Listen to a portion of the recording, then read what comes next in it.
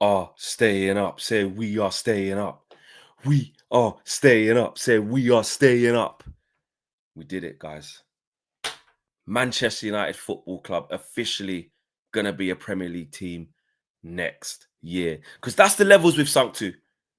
We've won tonight by 3-2 against Ipswich Town, and I did not expect it to be filled with that much drama and that type of performance.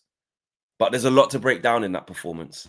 Because normally, with how difficult that was and how close the scoreline was and the red card, etc., I'd be going crazy. I'd be losing my mind. But I'm actually going to be calmer. I'm going to listen to what you guys have been saying and be calm about this one to really break it down. Because there's an overall picture of, look how far we've fallen. You know, we're fighting it out with Ipswich, who are going to be in the Championship next season. That's the bigger thing. That's for the other shows. This is for the context of the 90.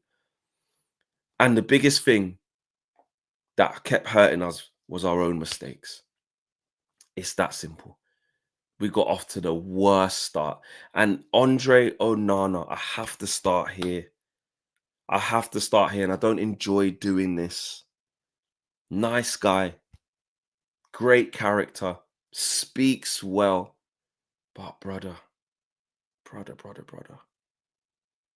just nowhere near good enough. If we want to be ruthless and we're cutting out sandwiches and we're cutting out shepherd's pies and quiche and the staff lunches and all that, we need to be ruthless with the squad. Andre Onana must go.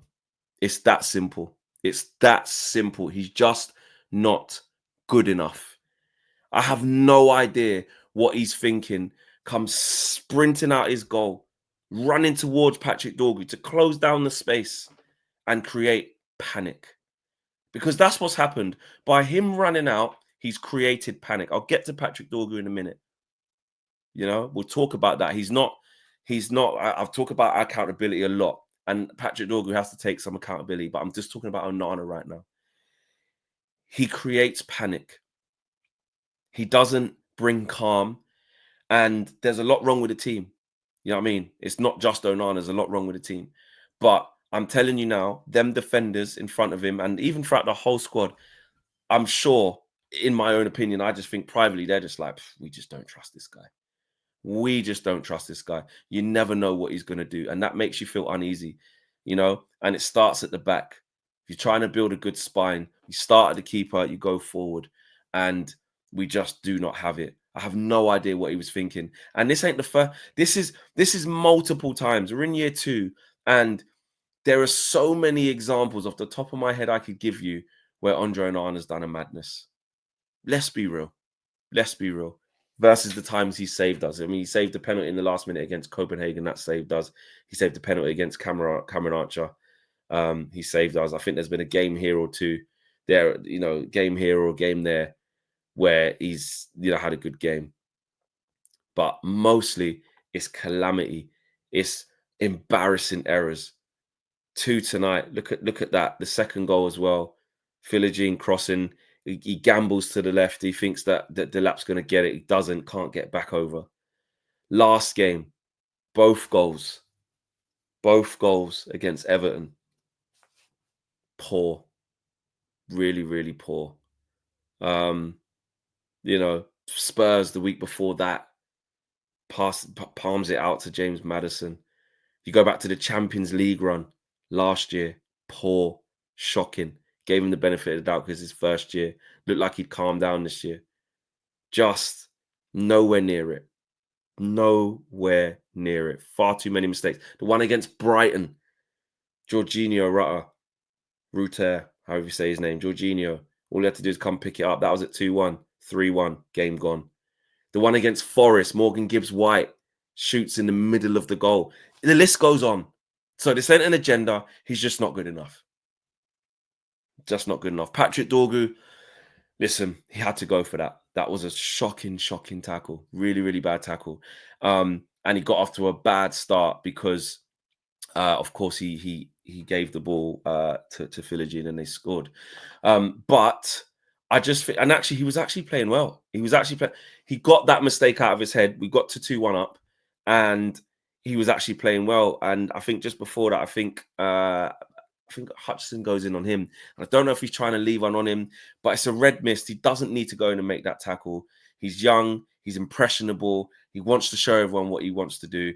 And in the games he's played, even though we've been dreadful, he's been one of the shining lights. We can see some positives there.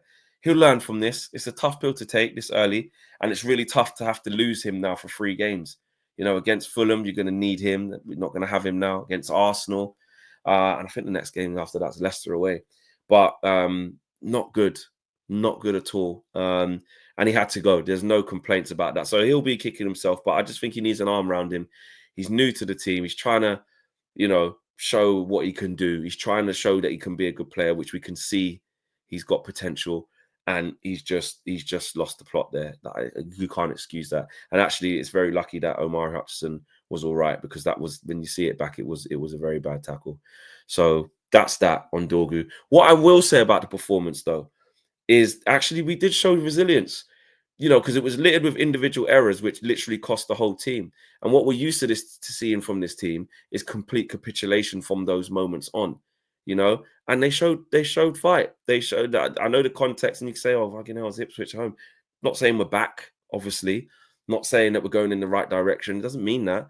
It means that within this 90 minutes, they could have let it get on top, and they could have ended up losing this game very, very easily. There were points where I thought we would, and we didn't. I thought Bruno was brilliant today.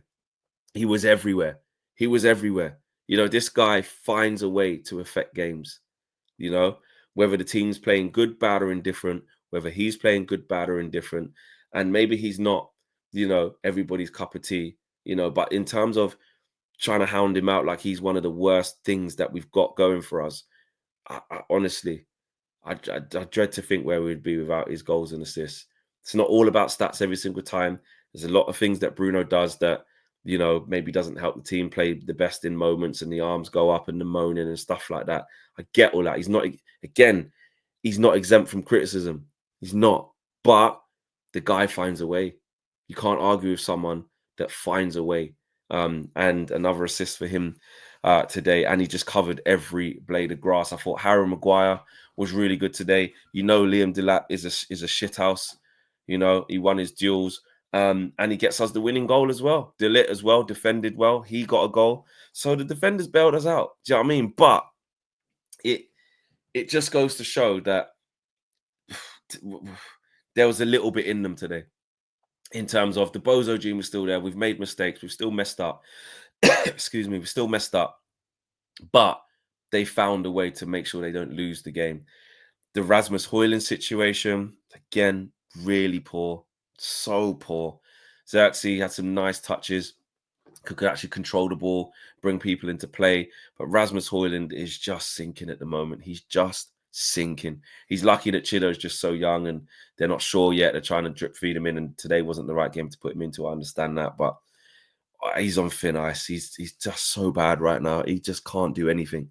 Dallo, again, a lot of criminal behavior from him. Not great. But the rest of them showed fight. I give them that. And this could have been a catastrophe if we lose this game. So listen, we're staying up. That's all that matters. We won the game. Oh, my man of the match, it definitely is Bruno. He was brilliant. But shout out to Maguire. Shout out to Delict. And yeah, we're safe. We're safe. Megan, peace.